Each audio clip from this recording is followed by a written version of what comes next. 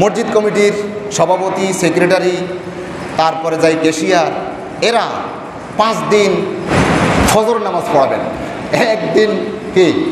একদিন ক্যাশিয়ারে পড়াবেন ফজর নামাজ, আরেকদিন সভাপতি হিসাবে পড়াবেন, আরেকদিন অন্য আরেকজন কমিটিতে পড়াবেন। এই জাতীয় যারা পড়াতে পারবেন ফজর নামাজটা শুধু, 2 রাকাত, অল্প কট্ট 2 রাকাত নামাজ পড়াবেন। সাহস আছে? সাহস হবে? আমি যদি এই চ্যালেঞ্জ ছুড়ে দিই যে যারা 5 দিন শুধু ইন্টারভিউ দিবেন, ওমা আপনারা আমাদের ইন্টারভিউ নেন, খতিব সাহেব কীভাবে আলোচনা করে, কোনো ভুল করে কি না, শুদ্ধ আছে কি না, কেরাত শুদ্ধ আছে কি না, লম্বা পাঞ্জাবি আছে কি না, দাঁড়ি কোনো ছোড়ো কি না, তারপরে চুল কোনো বখাটের মতো আছে কি না, কত কিছু চাইছেন না। আবার ওই দোকানের মধ্যে যাইয়া টেলিভিশন চাইছে কি না আরেকজনের সাথে, ওই বেপর্দার মধ্যে থাকে কি না, কত কিছু আপনারা চাইছেন। চাওয়ার পরে, দেখার পরে একজন ইমাম সাহেব, খতিব সাহেব, এগুলো আপনারা নির্ধারণ করেছেন। এবার আমরা আপনাদেরকে নিয়োগ দেব, আপনাদের ইন্টারভিউ হবে। সভাপতি তিনি হবেন যিনি ফজর নামাজ একদিন পড়াতে পারবেন, সেক্রেটারি তিনি হবেন যিনি ফজর নামাজ একদিন পড়াতে পারবেন। 2 রাকাতে না, বড় কোনো না, 4 রাকাত 10 রাকাতে পারবেন না, 2 রাকাত মাত্র কে পড়াতে পারবেন। এই চ্যালেঞ্জ যদি দিই তাহলে বাংলাদেশের মধ্যে যদি হয় 3 লক্ষ মসজিদ, 3 লক্ষর মধ্যে মনে হয় 2,99,900টাই ফেল যাবে। অথচ একেবারে হাজার হাজার চোখ, ও মুয়াজ্জিন সাহেব, ও ইমাম সাহেব, এখান দিয়ে তো আবর্জনা কটুক রয়ে গেছে। ও এত তীক্ষ্ণ দৃষ্টি। আপনি যে কমিটির মধ্যে আসছেন, কিভাবে আসছেন? আপনাকে আমরা কমিটি মানি না। আপনি 2 রাকাত নামাজ পড়াতে পারবেন? আসেন, তারপর আমাকে বলিয়েন যে এখানে ময়লা লাগিয়ে রয়েছে, ওখানে ওইটা ঝাড়ু দেওয়া হয় নাই। হ্যাঁ ঠিক আছে, আমাদের দায়িত্ব ঝাড়ু দেওয়া দায়িত্ব, কেননা আপনারা আমাদেরকে রেখেছেন একটা শান্তি শৃঙ্খলার জন্য, সিস্টেম বজায় রাখার জন্য এটা রেখেছেন, ঠিক আছে মানি। তবে আপনারাও মাঝে মাঝে পরীক্ষা দিতে হবে, ইন্টারভিউ দিতে হবে। সেই ইন্টারভিউ দিয়ে আপনি কমিটিতে আসেন। আপনি আমাদেরকে যাচ্ছে তাই বলার আপনার অধিকার নাই। মানে কষ্ট নিচ্ছেন? আজকে আপনাদের খেদমতে যে বিষয় নিয়ে আলোচনা করব সেই বিষয়টি হচ্ছে মসজিদ, এর সামাজিক গুরুত্ব ও তাৎপর্য। এ প্রসঙ্গে কোরআনুল কারীম থেকে, হাদিস শরীফ থেকে এবং বর্তমান সময়ের প্রচলিত সমাজ ব্যবস্থা সম্পর্কে কয়েকটি কথা বলেই আলোচনা শেষ করব ইনশাআল্লাহ। সম্মানিত হাজিরিন, এর পূর্বে আমরা যে কথাটা বলতে চাচ্ছি সেটি হচ্ছে আমাদের এই বৃহত্তর নোয়াখালীতে যে প্রলয়ঙ্কারী ভয়াবহ বন্যা এবং বন্যার যে ছাপ, বন্যার যে করাল গ্রাস আমাদের সমাজের মধ্যে রেখে গিয়েছে, এটা অবর্ণনীয়। অসংখ্য মানুষের যে বাসার একটু সম্বল ছিল, একটু ঘর, পাখির বাসার মতো সেই ঘরটাও নিয়ে গিয়েছে। শত শত পরিবার খোলা আকাশের নিচে আছে, শত শত ঘর মাটির সাথে মিশে গিয়েছে, শত শত ঘর, সেগুলোর বেড়া, ঘরের মধ্যে যত আসবাবপত্র আছে সকল আসবাবপত্র একেবারেই নিঃশেষ করে দিয়ে গিয়েছে। আমার কিছুদিন থেকে আমাদের বাংলাদেশ সেনাবাহিনী এবং নৌবাহিনীর সাথে কিছু কার্যক্রমে অংশগ্রহণ করেছিলাম। এগুলোর মধ্যে এবং সরজমিনে গিয়ে যা দেখতে পেয়েছি, এটা কোনো ভাষায় বর্ণনা করার মতো নয়। আল্লাহ তাআলার কাছে সাহায্য চাচ্ছি, আল্লাহ তাআলা যেন আমাদের এই ফেনী জেলাকে, ফেনী, নোয়াখালী, লক্ষ্মীপুর এবং নোয়াখালীর দিকে এখনও রাস্তার উপরে পানি আছে হাঁটুর উপরে। আমাদের এদিক দিয়ে তো পানি নেমে গিয়েছে, ওইদিকে অবর্ণনীয় দুঃখ এবং কষ্টের মধ্যে রয়েছে। তো এই দুঃখ এবং কষ্টের মধ্যে যারা নিজেদের যতটুকু অ্যাবিলিটি আছে, যতটুকু আছে ততটুকু নিয়েই যারা আমরা কাজ করেছি, আল্লাহ রাব্বুল আলামিন আমাদের প্রত্যেকের কাজগুলোকে কবুল এবং মঞ্জুর করে নেন। সম্মানিত আমার দিনী ভাইয়েরা, একটা দীর্ঘ হাদিস আছে, ওই হাদিসটা আমি পরিপূর্ণভাবে বলবো না আমার সময়ের সংক্ষিপ্ততার কারণে। সেটি হচ্ছে, আপনি যদি মানব সেবার জন্য নিজেকে উৎসর্গ করেন তাহলে এই কাজটা আপনি একজন বনি আদমকে সাহায্য করা মানে আল্লাহ রাব্বুল আলামিনকে সাহায্য করা।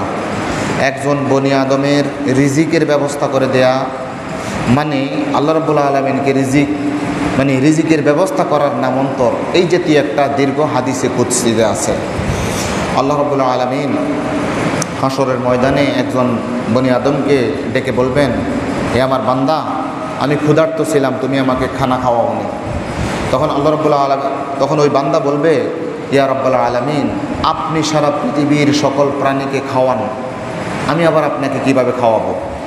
আল্লাহ রাব্বুল আলামিন উত্তরে বলবেন, তোমার পাশেই একজন ক্ষুধার্ত ব্যক্তি ছিল, তো তাকে যদি তুমি খানার ব্যবস্থা করে দিতে, খাদ্যের ব্যবস্থা করে দিতে, তাহলে আজকে এখানে আমাকে পেতে, মানে আমাকে খাওয়ানোর মতো তোমার কাজটা হতো। আল্লাহ রাব্বুল আলামিন বলবেন যে বান্দা, আমি তো রোগাক্রান্ত ছিলাম, তুমি আমার সেবা করোনি। তখন বান্দা বলবে, আল্লাহ, আপনি সারা পৃথিবীর মানুষের রোগ দূর করেন, আমি কিভাবে আপনি রোগ ছিলেন কীভাবে, রোগাক্রান্ত কিভাবে ছিলেন, আমি কিভাবে আপনার রোগকে দূর করব? তখন আল্লাহ রাব্বুল আলামিন বলবেন, তোমার পাশে আরেকজন রোগাক্রান্ত ব্যক্তি ছিল, তুমি যদি তাকে কিছু পথ্য দিয়ে, কিছু ওষুধ কিনে দিয়ে তার পাশে দাঁড়িয়ে সেবা শুশ্রূষা করতে, তাহলে আজকে সেই জিনিসটা আমার এখানে পেতে, মানে আমাকে সেবা করার যেই মর্যাদা, ওই ব্যক্তিটাকে সেবা করলে সেই ঠিক একই মর্যাদা হতো। আল্লাহ রাব্বুল আলামিন বলবেন, আমার কাপড় ছিল না, তুমি আমাকে কাপড় পরাও নেই। তখন ওই বান্দা বলবে, আল্লাহ, আপনি মানুষদেরকে কাপড় পরান, আমরা কিভাবে আপনাকে কাপড় পরাবো? আল্লাহ রাব্বুল আলামিন বলবেন, তোমার পাশেই আরেকজন নগ্ন ব্যক্তি ছিল, যার কাপড় ছিল না, তুমি যদি তাকে কাপড়ের ব্যবস্থা করে দিতে, তাহলে আজকে আমার এখানে তুমি সেটা পেতে। এভাবে আল্লাহ রাব্বুল আলামিন বিভিন্নভাবে একজন বান্দাকে বলবে। তো সুতরাং আমরা যারা মানব সেবার মধ্যে নিয়োজিত আছি, আমাদের অ্যাবিলিটি অনুযায়ী আমাদের দুঃখীদের পাশে আমরা দাঁড়ানো উচিত মনে করি। আমরা একজন বান্দার পাশে দাঁড়ানোটা হচ্ছে না, বরং প্রকারান্তরে আল্লাহ রাব্বুল আলামিনকে আমরা সাহায্যটা করছি, এমনটাই আল্লাহ তাআলা আমাদের থেকে গ্রহণ করবেন। সম্মানিত আমার দিনী ভাইরা, আমি বলতেছিলাম আজকে আলোচনা করব মসজিদ সম্পর্কে, মসজিদের গুরুত্ব সম্পর্কে, মসজিদের সামাজিক কতটুকু প্রয়োজনীয়তা এই প্রসঙ্গে। আসলে ইসলামী সমাজের মধ্যে মসজিদ কেন্দ্রিক সমাজ ব্যবস্থা পরিচালিত হবে, আর অনইসলামিক সমাজের মধ্যে যেখানে ইসলাম নেই সেখানে সমাজ কর্তৃক মসজিদ পরিচালিত হবে। আমি বুঝাইতে পেরেছি কিনা জানি না, মানে মসজিদ ভিত্তিক সমাজটা পরিচালিত হবে, কিন্তু আমাদের সিস্টেমটা ভিন্ন হয়ে গেছে। আমাদের মসজিদ চালায় আমাদের সমাজের নেতারা, ওনারা যেভাবে চালায় সেভাবে চলে, ঠিক না? এই জন্য আপনি দেখতে পাবেন, আমার সামনে আরও কিছু কথা বলবো, যে অনেক সময় হয় কি, বড় বড় লিডার মসজিদে আসে, মসজিদ মে যাকে নামাজ পড়ো, মন্দির মে যাকে শরাব পিও, তাকে আল্লাহ ভি রাজি রহে, শয়তান ভি নারাজ না হো। তুমি মসজিদের মধ্যে আসলে আল্লাহ রাজি খুশি হবেন, আর মন্দিরের মধ্যে যাইয়া, গির্জার মধ্যে যাইয়া, ওই খারাপ একটা বারে যাইয়া তুমি সেখানে শরাব পান করো, তাহলে শয়তানও রাজি হবে, আল্লাহও রাজি হবে। আমাদের সিস্টেমটা হচ্ছে এই, যে আমরা মসজিদের মধ্যে, আমরা যারা কমিটির মধ্যে আছি, তো আমরা অনেক সময় কি করি, যে মসজিদেরও সভাপতি, মসজিদেরও সেক্রেটারি, মসজিদ কমিটিরও সদস্য, আবার ওই যে খারাপ একটা গান চলবে, মমতাজ আসবে, অথবা অন্য খারাপ একজন নায়িকা আসবে, সেখানে গানের অশ্লীলতার যাত্রা প্যান্ডেল হবে, সেখানেও ওই একই ব্যক্তিটা, মসজিদেরও সভাপতি, সেক্রেটারি, কমিটির সদস্য, সেখানেও সভাপতি, এখানেও সভাপতি, ঠিক না? এমনটি হয় না? সম্মানিত আমার দিনী ভাই, এটা আমাদের জন্য আফসোসের বিষয়। তো মসজিদ, আমরা শুরু থেকে একটু আসি, যে মসজিদ মানে কি? মসজিদ মানে সেজদার স্থান। মসজিদ মানে সেজদার স্থান, যেখানে সেজদা দেওয়া হয়। কোরআনুল কারীমের মধ্যে মোট 17 জায়গার মধ্যে 17 বার এই মসজিদ সম্পর্কে আলোচনা হয়েছে। তাহলে এবার বুঝতে পারেন যে ইসলামী শরীয়তের মধ্যে মসজিদের কত গুরুত্ব। কতবার এসেছে কোরআনুল কারীমের মধ্যে? 17 বার। আর এটার আমরা যেটাকে বলি, এটা আবিধানিক অর্থ, শাব্দিক অর্থ, আর এটার পারিভাষিক অর্থ হচ্ছে যেখানে আল বুয়ুতুল মাবনিয়াতুল সলাতি ফিহা লিল্লাহি ফাহিয়া খাসাতুন লাহু, যেই জায়গার মধ্যে একমাত্র আল্লাহ রাব্বুল আলামিনকেই সিজদা করে এই জাতীয় একটা ঘর, ওই ঘরকে মসজিদ বলে।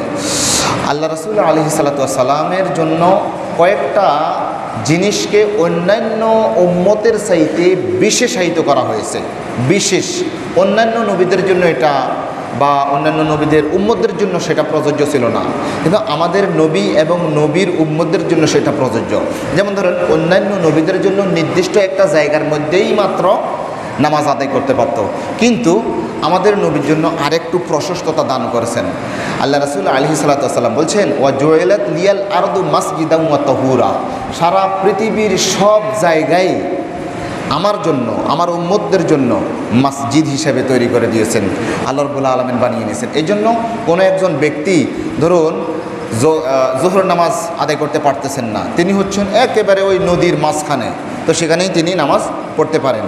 অথবা একজন কৃষক ব্যক্তি, তিনি জমিনের আইলের মধ্যে রয়েছেন, কাজ করতে করতে এমন একটা অবস্থা হয়ে গেছে এদিক দিয়ে নামাজের সময় চলে যাচ্ছে, ব্যাস পবিত্র জায়গার মধ্যে আল্লাহু আকবার বলে আপনি নামাজ আদায় করে ফেলতে পারতেছেন। তাহলে এজন্য জমিনের সকল পৃথিবীর সব জায়গায় মসজিদ, তবে এমনি পরিভাষাগতভাবে যেই জায়গাকে নির্দিষ্ট একটা ঘরের মতো করে রেখে দিয়ে সেখানে একমাত্র আল্লাহর জন্যই সিজদা করা হয়, এই জায়গাটাকে মসজিদ বলা হয়। যদিও বলা হচ্ছে যে সারা পৃথিবীর সব জায়গায় নামাজ আদায় করতে পারবে, তবে তারপরও কয়েকটা জায়গার মধ্যে নামাজ আদায় করতে পারা যায় না। এক নম্বর হচ্ছে যে সকল যেখানে কবরস্থান আছে, কবরস্থানের মধ্যে যাইয়া কি নামাজ আপনি পড়তে পারবেন না। অথচ আমাদের মাজারগুলো, যত জায়গার মধ্যে মাজার আছে, মাজারের পাশে মসজিদ বানানো হয়, কি ঠিক না? মাজারের পাশে মাজার কেন্দ্রিক মসজিদ, তো সেখানে যাইয়া মানুষ এমন কিছু কাজ করে যেটা শিরিকের পর্যায়ে চলে যায়। আমাদের মসজিদগুলো হবে, কবরগুলো হবে মসজিদ কেন্দ্রিক হোক, মসজিদের পাশে হোক, কিন্তু অনেক জায়গায় দেখা যাচ্ছে যে এখানে ছিল মাজার, মাজারের পাশে মসজিদ দিচ্ছে, মানে মাজারটা হচ্ছে উদ্দেশ্য। তো এই জায়গার মধ্যে কি সেজদা দেওয়া যাবে না। এরপরে গোসলখানা, হাম্মাম, এখানে আপনি কি করতে পারবেন না, নামাজ আদায় করতে পারবেন না। আল আরদু কুল্লুহা মাসজিদুন ইল্লাল মাকবারা ওয়াল হাম্মাম, আল্লাহ রাসূল আলাইহিস সালাতু ওয়াস সালাম বলেছেন। আচ্ছা, যেখানে আস্তাবল, ওট বাঁধা হয়, গরু বাঁধা হয়, ছাগল বাঁধা হয়, এটাকে আস্তাবল আর কি, মানে যেখানে গরুর জায়গা, গরু রাখার জায়গা, তো সেখানে তো পেশাব পায়খানা আছে, ব্যাস এখানে আপনি কি সারা পৃথিবীর সব জায়গায় আপনি নামাজ পড়তে পারবেন, কিন্তু গরু যেখানে বাঁধেন, গরুর ঘর, গোশালা, ছাগলের ঘর, সেখানে কি নামাজ পড়তে পারবেন না, সেখানে পড়তে পারবেন না। এরপরে আসেন যেখানে আযাব হয়েছে, আল্লাহ রাব্বুল আলামিনের পক্ষ থেকে আযাব গজব এসেছে একবার চিহ্নিত, ওই জায়গার মধ্যে আপনি নামাজ আদায় করতে পারবেন না। যেমন হিজর, সূরাতুল হিজর নামক একটা সূরা আছে, হিজর একটা জায়গা, সেখানে ওই জাতিকে আল্লাহ রাব্বুল আলামিন আযাব দিয়ে ধ্বংস করে দিয়েছেন। তো আল্লাহ রাসূল আলাইহিস সালাতু ওয়াস সালাম সাহাবায়ে কেরামদের সাথে নিয়ে ওই জায়গা দিয়ে চলে যাচ্ছিলেন, আর আল্লাহ রাসূল বললেন, এই তোমরা এই জায়গা দিয়ে তাড়াতাড়ি চলে যাও, কেননা এই জায়গাটা হচ্ছে আযাবের জায়গা, এই জায়গার মধ্যে বেশিক্ষণ থাকা যাবে না। তো এই জায়গার মধ্যে, যেই জায়গার মধ্যে আল্লাহর আযাব পতিত হয়েছে, ধরেন লোহিত সাগর, আদ, সামুদ, কওমে লূত, যেই জায়গার মধ্যে আল্লাহ রাব্বুল আলামিন এই আযাবগুলো পাঠিয়েছেন, সেই জায়গার মধ্যে আপনি সালাত আদায় করতে পারবেন না। এরপরে যেই জায়গার মধ্যে ব্যস্ত লোকালয়, রাস্তার মধ্যে, এখানে শত শত মানুষ হাঁটা চলাফেরা করতেছে, আপনি সেখানে নামাজ পড়তেছেন না, এই ব্যস্ত জায়গার মধ্যেও আপনি, লোকালয়ের মধ্যেও আপনি নামাজ আদায় করতে পারবেন না। আচ্ছা, এরপরে আসেন সর্বপ্রথম মসজিদ কে বানিয়েছেন? মসজিদ বানিয়েছেন মোট 10 শ্রেণীর। আমরা তো সাধারণভাবে এখন যারা মুসলমানরা বানাচ্ছি, কিন্তু 10 শ্রেণীর ব্যক্তিবর্গ মসজিদ বানিয়েছেন। কেমন? বাইতুল্লাহ শরীফ, যেটা বাইতুল্লাহ শরীফকে মোট 10 শ্রেণীর ব্যক্তিবর্গ বাইতুল্লাহ শরীফকে বানাইয়েছেন, মসজিদুল হারাম যেটাকে বলা হয়। ইন্না আউওয়ালা বাইতিন উযিআ লিন-নাস লাল্লাযী বিবাক্কাতা মুবারাকাও ওয়া হুদাল লিল আলামিন, নিশ্চয়ই সর্বপ্রথম ঘর পৃথিবীর মধ্যে বানানো হয়েছে, সেটা কি? উযিআ লিন-নাস লাল্লাযী বিবাক্কাতা, বাক্কা মানে মক্কা, মক্কা শরীফের মধ্যে যে ঘরটি আল্লাহ রাব্বুল আলামিনের জন্য বানানো হয়েছে সেটাই হচ্ছে সর্বপ্রথম ঘর। মুবারাকান, এটি হচ্ছে বরকতময়, ওয়া হুদাল্লিল আলামিন, সারা পৃথিবীর সবার জন্য হেদায়েতের একটি স্থান। সম্মানিত আমার দিনী ভাইরা, একজন কবি এ প্রসঙ্গে বলছেন, বানা বাইতা রব্বিল আরশে আশরুন ফাখুজুহুম মালাইকাতুল্লাহিল কিরামু ওয়া আদামু ফাশিশুন ফাইব্রাহিমু সুম্মা আমালিকু হুসাইয়ুন ওয়া কুরাইশুন ক্বাবলা হাযাইনি জুরহামু ওয়া আবদুল্লাহ ইবনু যুবাইর বানা কাযা ওয়া বিনাউল হাজ্জাজ ওয়া হাযা মুতাম্মামু। আল্লাহ রাব্বুল আলামিনের ঘর মসজিদ বানিয়েছেন যেটা বাইতুল্লাহ শরীফ, মোট 10 শ্রেণীর। এক শ্রেণী হচ্ছে ফেরেশতারা, মালাইকাতুল্লাহ।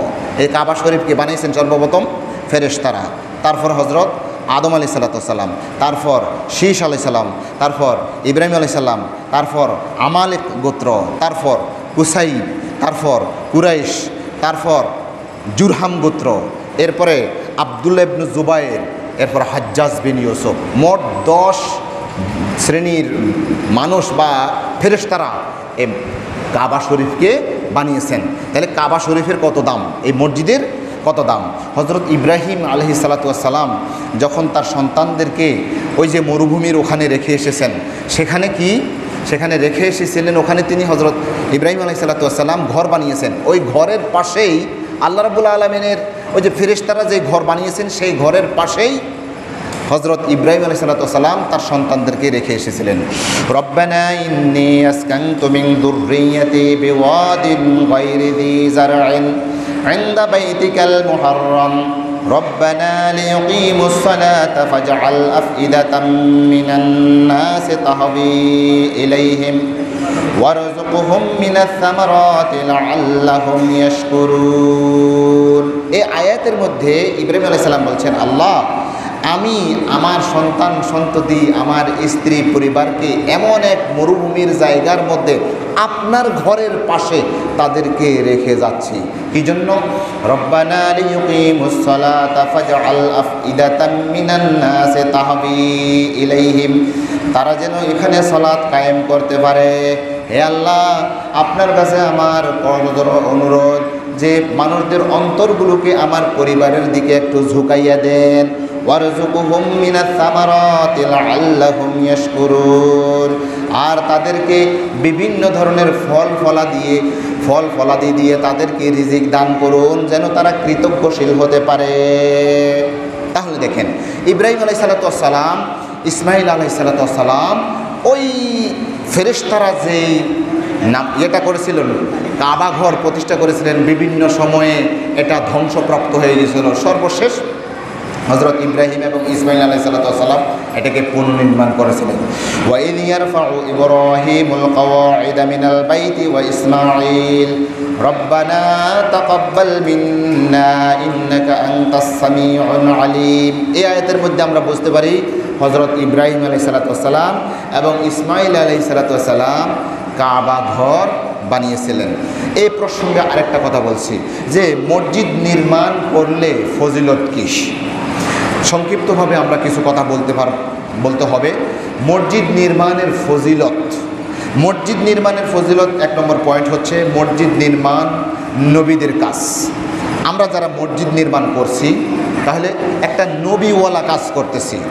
নবীরা, ফেরেশতারা যেই কাজটা করেছেন, আমরা যারা মসজিদ নির্মাণ করছি, মসজিদ পরিচালনা করছি, তাহলে নবীওয়ালা কাজ ইনারা করছেন। হজরত আদম আলাইহিস সালাতু ওয়াস সালাম, হজরত ইব্রাহিম আলাইহিস সালাতু ওয়াস সালাম, ইসমাঈল আলাইহিস সালাতু ওয়াস সালাম, দাউদ আলাইহিস সালাতু ওয়াস সালাম, সুলাইমান আলাইহিস সালাতু ওয়াস সালাম, সুলাইমান আলাইহিস সালাম এবং দাউদ আলাইহিস সালাতু ওয়াস সালাম বাইতুল মুকাদ্দাস তৈরি করেছিলেন। হজরত মুহাম্মদ সাল্লাল্লাহু আলাইহি ওয়াসাল্লামও মসজিদ তৈরি করেছিলেন। আমাদের নবীজি যেখানে গিয়েছেন সেখানেই মসজিদ তৈরি করেছেন। আমাদের নবীর নাম কি?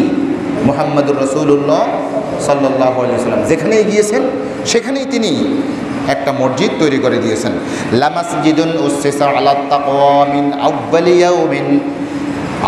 ইয়াউমিন আহাক্কু আন তাকুমা ফীহি ফীহি রিজালুন ইউহিব্বুনা আন ইয়াতাতাহহারু ওয়াল্লাহু ইউহিব্বুল মুতাহহিরিন। আল্লাহ রাসূল আলাইহিস সালাতু ওয়াস সালাম সর্বপ্রথম মক্কা থেকে যখন মদিনে গেলেন, সেখানে কুবা নামক একটা স্থানের মধ্যে তিনি মসজিদ স্থাপন করেছিলেন। যেখানেই গিয়েছেন সেখানেই কি মসজিদ স্থাপন করেছেন। তাহলে মসজিদ নির্মাণ করা, পরিচালনা করা, মসজিদের রক্ষণাবেক্ষণ করা, মসজিদ পরিষ্কার করা, এগুলো হচ্ছে নবীওয়ালা কাজ। নবীরা যে কাজ করেছেন, বর্তমান সময়ে যারা মসজিদ বানায়, মসজিদ পরিচালনা করে, মসজিদ পরিষ্কার করে, এগুলার দায়িত্ব গ্রহণ করে, নবীওয়ালা কাজ করতেছেন। এরপরে মসজিদ নির্মাণ ও আবাদ করা, এটা ঈমানদারের বৈশিষ্ট্য। কার বৈশিষ্ট্য? ঈমানদারের বৈশিষ্ট্য।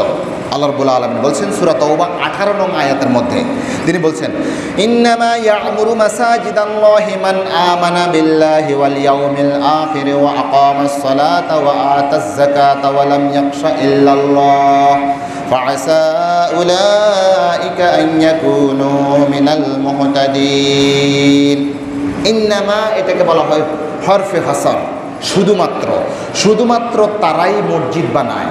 ইন্নামা ইয়া'মুরু মাসাজিদাল্লাহ, মসজিদ আবাদ করে, মসজিদ প্রতিষ্ঠা করে, মসজিদ পরিচালনা করে কারা?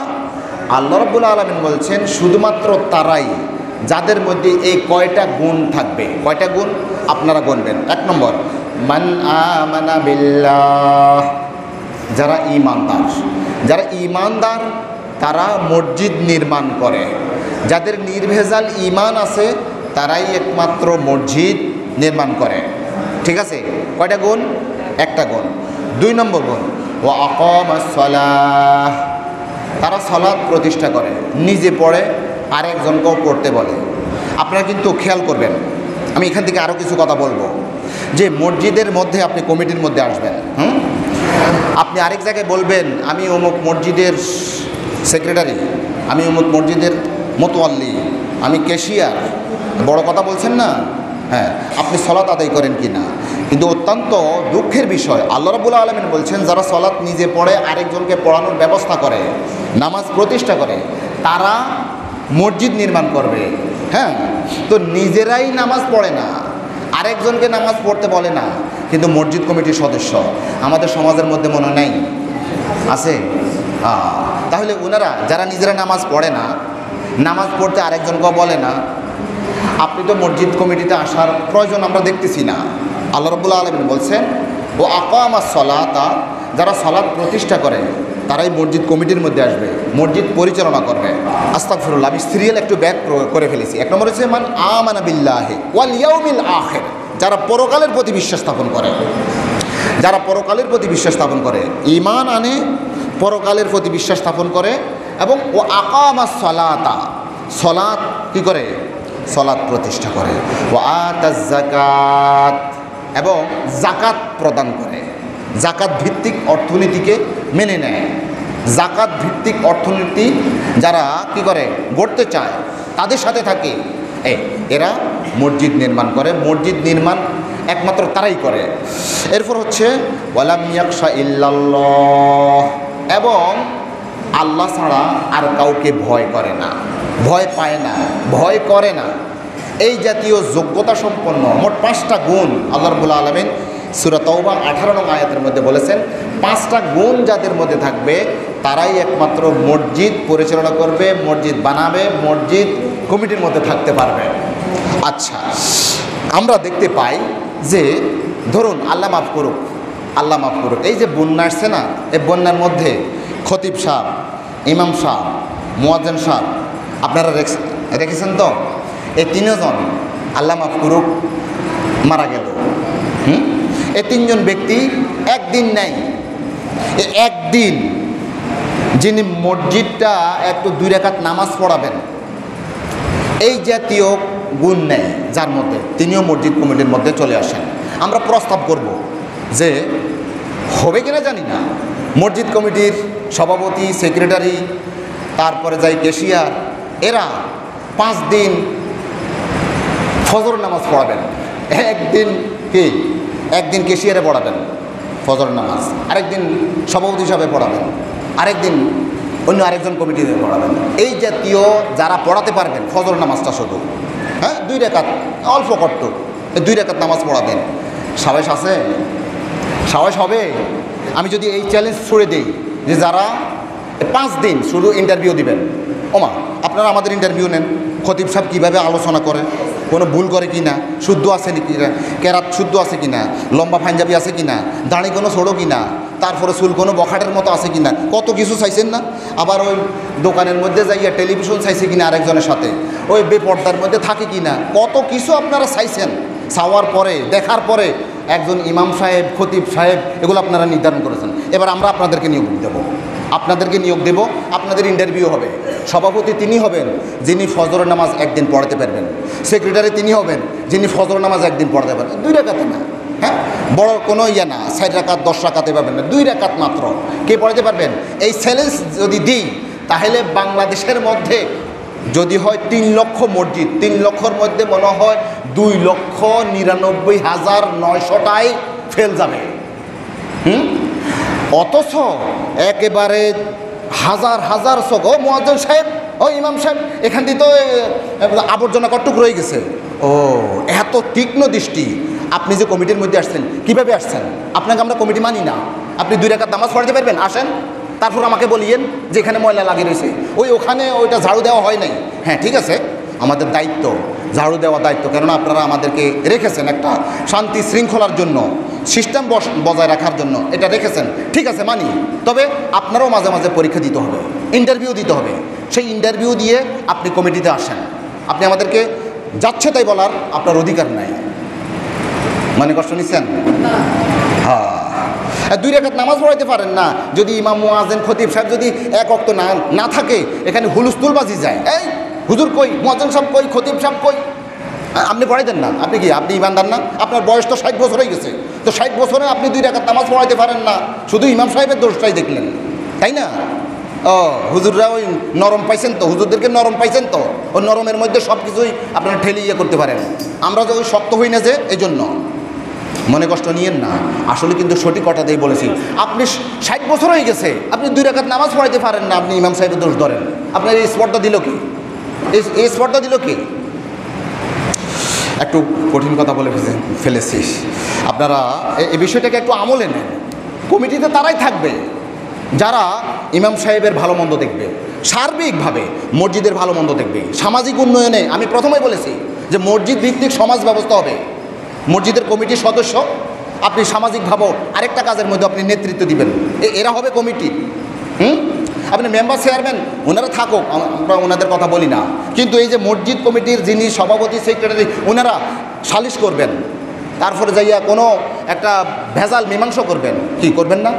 ওনাদের সেই যোগ্যতা থাকা দরকার তো, হ্যাঁ? নাকি ওনারা নিজেরাই ওই অন্য পন্থার মধ্যে থাকেন, ওনারা আবার আরেকজনের কীভাবে করবেন? এমনটি যেন না হয়। আপনারা একটু সতর্ক থাকবেন। যদি আমি বলেছি কতটুকু আপনারা পারেন আমি জানি না, একটু তারপরও ভালোভাবে যেন আমাদের কমিটিটা গঠন হয়, এই অনুরোধ আপনাদের প্রতি রইল। এরপরে 3 নম্বর পয়েন্ট হচ্ছে মসজিদ নির্মাণ হচ্ছে রাসূলের নির্দেশ। আমরা মসজিদ পরিচালনা করব, মসজিদ কমিটির মধ্যে আসব, মসজিদ নির্মাণ করব, পরিচালনা করব, দায়িত্ব গ্রহণ করব, রাসূলের নির্দেশ। এই জন্য আমার রাসূলুল্লাহ সাল্লাল্লাহু আলাইহি ওয়াসাল্লাম বিনাইল মাসাজিদি ফিদ দুয়ারে ওয়া আন তানাজ্জাফা ওয়া তাতাইয়াবা। আল্লাহ রাসূল আলাইহিস সালাতু ওয়াস সালাম, আমার রাসূলুল্লাহ সাল্লাল্লাহু আলাইহি সাল্লাম, আল্লাহ রাসূল আলাইহিস সালাতু ওয়াস সালাম নির্দেশ দিয়েছেন বিনাইল মাসাজিদ, মসজিদ নির্মাণের জন্য। তাহলে দেখেন, আমরা মসজিদ বানাই, মসজিদ কমিটিতে আসি, আল্লাহ রাসূল বলছেন এই জন্য। ফিদ দুয়ার মানে, দুয়ার মানে বিভিন্ন স্থানে, বিভিন্ন দেশে মসজিদ বানাও, মসজিদ বানাও, মসজিদ বানাও। আরও কি? ওয়া আন তানাজ্জাফা, যারা মসজিদ বানাবে, মসজিদ কমিটিতে থাকবে, ওয়া তানাজ্জাফা, পরিষ্কার পরিচ্ছন্ন করবে, আর ওয়া তাতাইয়াবা, এবং সেখানে সুন্দর একটা পরিবেশ বজায় রাখবে। এটা নির্দেশকে দিয়েছেন? আল্লাহ রাসূল দিয়েছেন। 4 নম্বর পয়েন্ট, মসজিদ নির্মাণ সদকায়ে জারিয়া। এই জন্য আমরা মসজিদ নির্মাণ করি। আমরা যে কাজগুলো করি ইমাম, মুয়াজ্জিন অথবা কমিটির মধ্যে থেকে, আমরা এটা সদকায়ে জারিয়া করতেছি, আমরা এগুলো চলমান রাখছি। আল্লাহ রাসূল 7টা জিনিসকে সদকায়ে জারিয়ার কথা বলেছেন, মানে মানুষ মারা গেলেও কবরে এর সওয়াব পৌঁছতে থাকবে। আমি 7টাই বলবো না, একটা বলছি, সেটা হচ্ছে আও মাসজিদান বানাহু, অথবা একটা মসজিদ যদি একজন ব্যক্তি বানিয়ে নেয়, এটা তার সদকায়ে জারিয়া হবে। এই মসজিদটা যারা বানিয়েছেন, জঙ্গল মিয়া বাজার কেন্দ্রীয় জামে মসজিদ যারা বানিয়েছেন, আজকে যারা শুয়ে আছেন, তারা সবাই সদকায়ে জারিয়ার সওয়াব পাচ্ছেন। আমরা বলি আমিন। আমরা মসজিদ বানাবো কিসের জন্য? যে মসজিদ হচ্ছে জান্নাতে যাওয়ার মাধ্যম, এই জন্য মসজিদ বানাবো। মসজিদ কমিটিতে আসবো এই জন্য যে এখানের কিছু খেদমত করতে পারি কি না, যদি খেদমত করি তাহলে আমরা কি একটু জান্নাতে যাওয়ার একটা উসিলা হয় কি না, এই মানসিকতা নিয়ে মসজিদ কমিটিতে আসতে হবে। এখন তো মসজিদ বানিয়ে ফেলেছেন, এখন মসজিদকে কীভাবে সুচারুভাবে মানে আপনার পরিচালনা করবেন, আসছেন জান্নাতে যাওয়ার মাধ্যম হিসেবে আপনি মনে করবেন। আপনি আরেকজনকে ফুটাঙ্গি দেখানোর জন্য যে আমি কমিটির সদস্য, না, এটা না। আমি মসজিদ কমিটিতে এসেছি জান্নাতে যাওয়ার জন্য। এই মানসিকতা নিয়ে আমার ভাইদেরকে কমিটিতে আসার তৌফিক দেন, বলি আমিন। আল্লাহ রাসূল আলাইহিস সালাতু ওয়াস সালাম বলছেন, মান বানা মাসজিদান লিল্লাহি বানাল্লাহু লাহু বাইতান ফিল জান্নাহ। যে ব্যক্তি একটা মসজিদ বানাবে, সেই মসজিদে আরেকটা হাদিসের মধ্যে আছে, সেটা যদি হয় পাখির একটা বাসার মতো। আল্লাহ রাসূলের হাদিস এমনটি, পাখির একটা বাসার মতো, মানে যেখানে যাইয়া শুধুমাত্র সিজদা দিতে পারবে এরকম একটা মসজিদ বানাইছে। যদি এরকম শুধুমাত্র আল্লাহর উদ্দেশ্যে মানুষকে দেখানোর জন্য নয়, এভাবেও যদি হয়, তাহলে তার জন্য আল্লাহ রাব্বুল আলামিন জান্নাতের মধ্যে একটা ঘর বানাবেন। আল্লাহুম্মা আমিন। আমরা যারা কমিটির মধ্যে আসতেছি, আমরা ইমাম, মুয়াজ্জিন, খতিব হিসেবে যারা আছি, আল্লাহ যেন আমাদেরকেও সে একই নিয়তকে পরিশুদ্ধ করে আমরা যেন জান্নাতে যাওয়ার একটা জরিয়া হিসেবে এই বিষয়টাকে নেই। আল্লাহ আমাদের সেই নিয়তকে পরিশুদ্ধ করে দিন। কয়েকটা কথা বললাম, ভিন্ন আরেকটা কথা বলছি যে মসজিদে আপনি আসবেন, মসজিদ পরিচালনা করবেন, কেমন মসজিদ পরিচালনা করবেন, সেই মসজিদের ফজিলতটা কী, মসজিদে আসার দাম কত, মর্যাদা কত, কয়েকটা কথা বলে আমার আলোচনা শেষ করব। এটা হচ্ছে সওয়াব লাভ এবং গুনাহ মাফ এবং মর্যাদা বৃদ্ধির একটা কারণ। আপনি মসজিদে আসবেন, যাবেন, এই কাজগুলো হচ্ছে কি মসজিদে গমন, এগুলো হচ্ছে সওয়াব লাভ করবেন, গুনাহ মাফ হবে, আপনার যে মর্যাদা আছে সেই মর্যাদাটা আল্লাহ রাব্বুল আলামিন বাড়িয়ে দেবেন। আল্লাহ রাসূল আলাইহিস সালাতু ওয়াস সালাম একদিন ভাষণ দিচ্ছেন সাহাবায়ে কেরামের সামনে। তিনি বলছেন, আলা আদুল্লুকুম আলা মা ইয়ামহুল্লাহু বিহিল খাতায়া ওয়া ইয়ারফাউ বিহিদ দারাজাত। সাহাবায়ে কেরামকে বললেন, ইয়া রাসূল, আল্লাহ রাসূল বললেন, ইয়া আমার সাহাবায়ে কেরাম, আমি কি তোমাদেরকে এমন একটা বিষয়ের সন্ধান দেব না, এমন একটা বিষয়ের দিক নির্দেশনা দিব না, যেই কাজটা করলে তোমাদের সকল গুনাহ মাফ হয়ে যাবে, তোমাদের মর্যাদাগুলোকে বৃদ্ধি করে দিবেন আল্লাহ রাব্বুল আলামিন?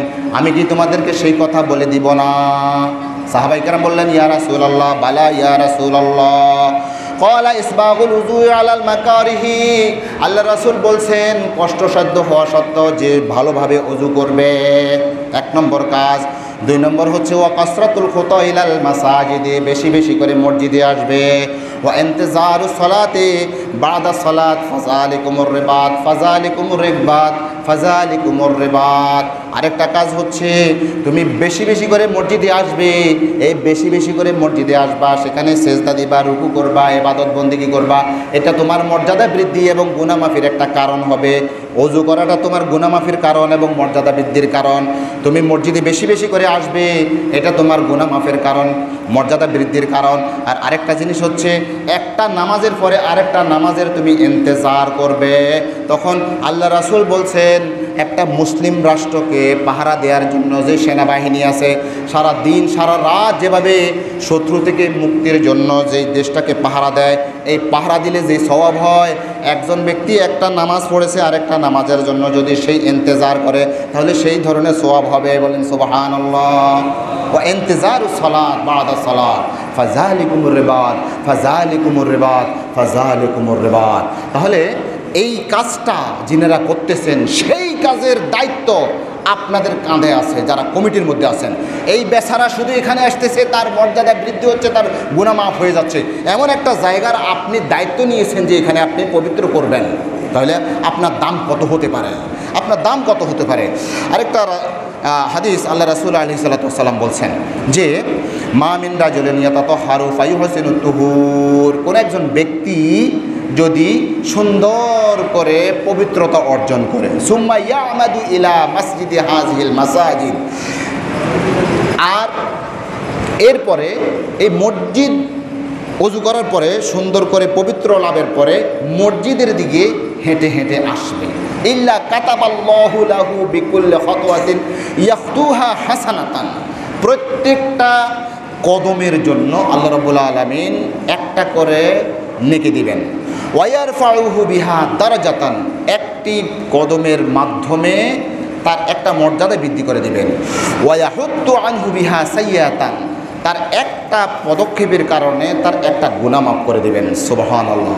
তাহলে একটা নেকি হবে, আপনি এক কদম দিলেন, একটা নেকি হয়েছে, একটা মর্যাদা বৃদ্ধি হয়েছে, আর একটা গুনাহ আল্লাহ রাব্বুল আলামিন মাফ করে দিয়েছেন। ওয়ালাকাদ রাআইনা ওয়া মা ইয়াতাখাল্লাফু আনহা ইল্লা মুনাফিকুন মালুমুল মুনাফিক। এই মসজিদে আসা থেকে আল্লাহ রাসূল বলছেন যে আমাদের রায় হচ্ছে এই মসজিদে ইচ্ছাকৃতভাবে যারা আসবে না তারা হচ্ছে একবারে সচরাচর মুনাফিক, সচরাচর মালুমুল মুনাফিক মালুমুন নিফাক, তারা হচ্ছে একবারে মুনাফিক, যে এটা সবাই জানে। যারা মসজিদে আসে না তারা মুনাফিক। যদি এমনটি হয় আর ওনারা যদি মসজিদের মধ্যে বলেন যে আমি কমিটির মধ্যে থাকবো, এবার আপনারা হিসাব করেন। আচ্ছা, তারপরে ওয়ালাকাদ কানার রাজুলু ইউতি বিহি ইউহাদি বাইনার রিজলাইনি হাত্তা ইউকামা ফিস সফি। আমাদের মাঝে আল্লাহ রাসূল বলছেন ওই সময়ের মধ্যে সাহাবাই কেরাম এমনটি হতো, সে খোঁড়ায় খোঁড়ায় হাঁটতো। তো তখন ওনার দুইজন ব্যক্তিকে বলতো, ভাই তোমার কাঁধে আমাকে রাখো তো দেখি। তো দুই কাঁধের মধ্যে দুইটা হাত দিত। তো তিনি খোঁড়ায় খোঁড়ায় খোঁড়ায় খোঁড়ায় আসে মসজিদের মধ্যে আসতো। সাহাবাই কেরামের অভ্যাস ছিল এটা। আর আমরা সাধারণ একটা জ্বর হয়েছে, সাধারণ একটা বাস আমরা নামাজ পড়তেছি না। একজন ব্যক্তি আমার কাছে আসছে, কথা এমন গল্প করতেছি করতে করতে এদিক দিয়ে আবার নামাজ শেষ হয়ে গেছে, জমাত শেষ হয়ে গেছে, এমনটি হয় না? অথচ আল্লাহ রাসূল এবং তার সাহাবায়ে কেরামদের অভ্যাস ছিল এই যে তেনারা যদি হাঁটতে না পারতেন আরেকজনের কাঁধে ভর করে দিয়ে খুঁড়িয়ে খুঁড়িয়ে খুঁড়িয়ে খুঁড়িয়ে এসে জমাতের মধ্যে সামিল হতেন। আল্লাহ আপনি আমাদেরকে তৌফিক দান করুন, বলেন আমিন। এরপরে আরেকটা হাদিস বলছি, এই হাদিসটা বলেই আমার আলোচনা শেষ করব। দুইটা হাদিস বলবো। আপনি যদি এই নামাজ যদি মসজিদের মধ্যে এসে যদি সালাত আদায় করেন তাহলে আল্লাহ রাসূল বলছেন হজের সমান সওয়াব হবে। সুবহানাল্লাহ, হজের সমান সওয়াব হবে। একটা হাদিসের মধ্যে আল্লাহ রাসূল বলছেন, মান খারাজা মিন বাইতিহি মুতাহহারান, যেই ব্যক্তি বাড়িতে ওযু করবে, ওযু করে পবিত্র অবস্থায় মসজিদের দিকে বের হবে, ইলা সলাতিন মাকতুবাতিন, ফরজ সলাত আদায়ের জন্য। ফরজ সলাত কীভাবে আদায় হয়? জামাতের সাথে আদায় হয়। তখন ফা আজরুহু কা আজরিল হাজিল মুহরিমে, ইহরাম করা অবস্থায় হজ কারি যেই সব হবে, এই একজন ব্যক্তি বাড়ি থেকে ওযু করে ধীরস্থিরভাবে এসেছেন, এসে জমাতের মধ্যে সামিল হয়েছেন, আল্লাহ রাসূল বলছেন হজের সওয়াব ওই ব্যক্তির আমলনামার মধ্যে দিয়ে দিবেন। সর্বশেষ হাদিস, সেটি হচ্ছে আল্লাহর পক্ষ থেকে নিরাপত্তা লাভ হয়। 3 ব্যক্তির জন্য আল্লাহ তাআলা নিজে স্বয়ং জামিনদার হয়ে যান, নিরাপত্তার দানকারী হয়ে যান। কয় ব্যক্তির জন্য? হাদিসটা বলছি, সালাসাতুন কুল্লুহুম দামিনুন আলাল্লাহি আযজা ওয়া জাল্লা। 3 জন ব্যক্তি রয়েছে, ওই 3 জন ব্যক্তির জন্য আল্লাহ রাব্বুল আলামিন স্বয়ং জিম্মাদার হয়ে যায়, জামিনদার হয়ে যায়, নিরাপত্তার দানকারী হয়ে যায়। 1 নম্বর হচ্ছে রাজুলুন খারাজা গাজিয়ান ফি সাবিলিল্লাহি ফাহুয়া দামিনুন আলাল্লাহি হাত্তা ইয়াতাওয়াফাহু ফায়ুদখিলুহুল জান্নাতা আও ইয়ারুদ্দুহু বিমা নাআলা মিন আজরিন ওয়া গনিমাতিন। একজন ব্যক্তি সে জিহাদের ময়দানে গমন করলো, ইসলাম রক্ষার জন্য সে জিহাদের মধ্যে গমন করলো। মান রাজুলুন খারাজা গাজিয়ান ফি সাবিলিল্লাহ, আল্লাহর রাস্তায় জিহাদ করার জন্য সে গাজী হিসেবে সে সেখানে গেল, গাজী হয়ে ফিরে এসেছে। হ্যাঁ, এই ব্যক্তির জন্য যে আল্লাহর রাস্তায় জিহাদের মধ্যে গিয়েছে তার জিম্মাদার কে নিয়েছেন? আল্লাহ রাব্বুল আলামিন নিয়েছেন। এরপরে 2 নম্বর হচ্ছে ওয়ারাজুলুন রাহা ইলাল মাসজিদি ফাহুয়া যামিনুন আলাল্লাহি হাত্তা ইয়াতাওয়াফাহু ফায়ুদখিলুহুল জান্নাতা আও ইয়ারুদ্দুহু বিমা নাআলা মিন আজরিন ওয়া গনিমাতিন। 2 নম্বর হচ্ছে যেই ব্যক্তি ঘর থেকে ওযু করে মসজিদের নামাজ পড়ার জন্য, জমাতে আসার জন্য সে কী করছে? বাইর হয়েছে। এই যে আসছে এবং ঘরে যাওয়া পর্যন্ত এই সময়টা আল্লাহ রাব্বুল আলামিনের জিম্মাদারের মধ্যে ওই ব্যক্তিটা চলে গেল। কত সওয়াবের কাজ? 2 নম্বর। 3 নম্বর হচ্ছে যে ওয়ারাজুলুন দাখালা বাইতাহু বিসালামিন ফাহুয়া জামিনুন আলাল্লাহ। আর 3 নম্বর ব্যক্তি আল্লাহ জিম্মাদারের মধ্যে থেকে যায়, যে ঘরের মধ্যে প্রবেশের সময় আসসালামু আলাইকুম ওয়া রাহমাতুল্লাহ এই কথাটা বলে মসজিদের মধ্যে প্রবেশ করবে, ঘরের মধ্যে প্রবেশ করবে, নিজ ঘরের মধ্যে প্রবেশ করবে। ঘরের মধ্যে আপনার ওয়াইফ আছে, আপনার ছেলে আছে, মেয়ে আছে, আর অন্যান্য সদস্যরা আছে, কেউ না থাকুক, ফেরেশতারা আছে, আপনি ঢোকার সময় আসসালামু আলাইকুম ওয়া রাহমাতুল্লাহ আপনি কাকে দিলেন? আপনি ঘরবাসীদেরকে সালাম দিলেন। এই 3 ব্যক্তি, একজন হচ্ছে গাজী, আরেকজন হচ্ছে মসজিদে যিনি ওযু করে মসজিদে আসতেছেন ফরজ নামাজ আদায়ের জন্য এই ব্যক্তি, এবং যিনি ঘরের মধ্যে সালাম দিয়ে প্রবেশ করেন, এই 3 ব্যক্তির জিম্মাদারকে আল্লাহ রাব্বুল আলামিন। আমি আমার আলোচনার আবার শুরুতে চলে আসতেছি। আল্লাহ রাব্বুল আলামিন বলছেন, ইন্নামা ইয়া'মুরু মাসাজিদাল্লাহি মান আমানা বিল্লাহি ওয়াল ইয়াউমিল আখির ওয়া আকামাস সালাতা ওয়া আতাজ যাকাতা ওয়া লাম ইয়াখশা ইল্লাল্লাহ ফাআসা উলাইকা আন ইয়াকুনু মিনাল মুহতাদিন। নিশ্চয় আল্লাহ রাব্বুল আলামিনের ঘর মসজিদ সমূহ তারাই ইমারত করে, তারাই আবাদ করে যাদের মধ্যে 5টা গুণ থাকে। 1 নম্বর হচ্ছে মান আমানা বিল্লাহি, যে আল্লাহর প্রতি নির্ভেজাল ঈমান রাখে, ওয়াল ইয়াউমিল আখিরে, পরকালের প্রতি নির্ভেজাল ঈমান রাখে, ওয়া আকামাস সালাতা, সালাত নিজে পড়ে আরেকজনকে পড়ার নির্দেশ করে, সালাত কায়েম করে, ওয়া আতাজ যাকাতা, যাকাত ভিত্তিক অর্থনীতি ব্যবস্থা মেনে নেয়, ওয়া লাম ইয়াখশা ইল্লাল্লাহ, এবং আল্লাহ ছাড়া আর কাউকে ভয় পায় না। এরা আল্লাহর ঘর মসজিদকে আবাদ করে, এরাই কমিটির মধ্যে আসে, এরাই সমাজকে মসজিদ ভিত্তিতে চালায়। ফাআসা উলাইকা আন ইয়াকুনু মিনাল মুহতাদিন। আল্লাহ রাব্বুল আলামিন বলেন, এই 5টা গুণ যাদের মধ্যে থাকে এরাই হচ্ছে হেদায়েত প্রাপ্ত। আল্লাহ রাব্বুল আলামিন আমাদেরকে এই মসজিদের গুরুত্ব, মসজিদ কমিটিতে আসার গুরুত্ব, মসজিদ বানানোর গুরুত্ব, মসজিদ পরিষ্কার পরিচ্ছন্নতা করার গুরুত্ব, মসজিদের ইমাম সাহেবদের প্রতি নজর রাখা, মসজিদের যাবতীয় অবকাঠামো, যাবতীয় সৌন্দর্যের প্রতি, মুসল্লিদের কীভাবে আরাম আয়েশ করে মসজিদে আসতে পারে, সার্বিকভাবে যারা চিন্তা ভাবনা করবে এবং ভালো কিছু দেওয়ার আশা করবে, আল্লাহ তাআলা তাদেরকেই আমাদের মসজিদ কমিটির সদস্য হিসেবে কবুল করুন। আমিন। আসসালামু আলাইকুম ওয়া রাহমাতুল্লাহি ওয়া বারাকাতুহু।